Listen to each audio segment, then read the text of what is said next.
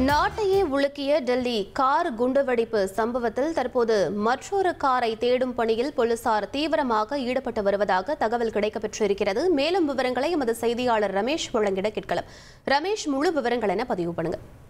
நேற்று இரவு சந்தேகிக்கப்படும் நபர்கள் பயன்படுத்திய மற்றொரு சிகப்பு நிற எக்கோஸ்போர்ட் காரை காவல்துறையினர் கைப்பற்றியிருந்தனர்.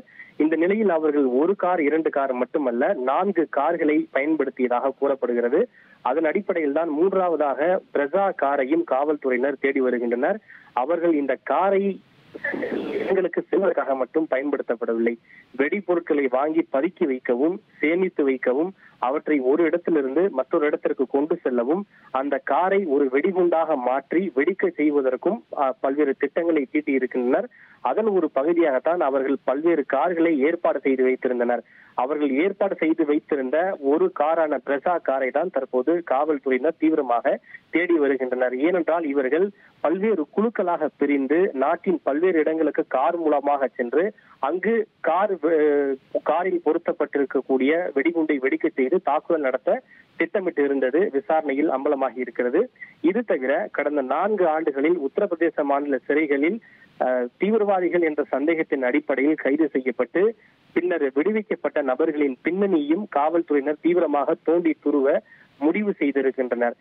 அவர்களுடைய வங்கி பரிவர்த்தனைகள் கடந்த சில ஆண்டுகளில் அவருடைய வங்கிகளுக்கு கணக்கிற்கு அபரிமிதமான அளவுக்கு ஏதேனும் பண பரிவர்த்தனை நடைபெற்றிருக்கிறதா, அவருடைய தொலைபேசி உரையாடல், சாட் ஹிஸ்டரி, கால் ஹிஸ்டரி, அதே போல அவருடைய சமூக வலைத்தள நடவடிக்கைகள் உள்ளிட்ட பல பின்னணியும் காவல்துறையினர் விசாரிக்க முடிவு செய்திருக்கின்றனர். காரணம், தற்போது இந்த செங்கோட்டை கார் வெடிப்பு சம்பவத்தில் தொடர்புடைய தீவிரவாத குழுவினருக்கும் ஏற்கனவே உத்தரப்பிரதேச மாநிலத்தில் தீவிரவாதிகள் என்ற சந்தேகத்தின் அடிப்படையில் கைது செய்யப்பட்டு விடுவிக்கப்பட்ட நபர்களுக்கும் இடையே தொடர்பு இருக்கிறதா, இவர்களுக்கு அவர்கள் ஏதேனும் நிதி உதவியையோ அல்லது தளவாட உதவியையோ ஏதேனும் வழங்கியிருக்கிறார்களா என்ற ஒரு சந்தேகம் எழுந்திருக்கிறது. அந்த அடிப்படையில் தான் உத்தரப்பிரதேச மாநிலத்தில் கடந்த 4 ஆண்டுகளில் சிறையிலிருந்து விடுவிக்கப்பட்ட சந்தேக தீவிரவாதிகளின் பின்னணியை ஆராய்வதற்கு காவல்துறையினர் முடிவு செய்திருக்கின்றனர். விவரங்களுக்கு நன்றி ரமேஷ்.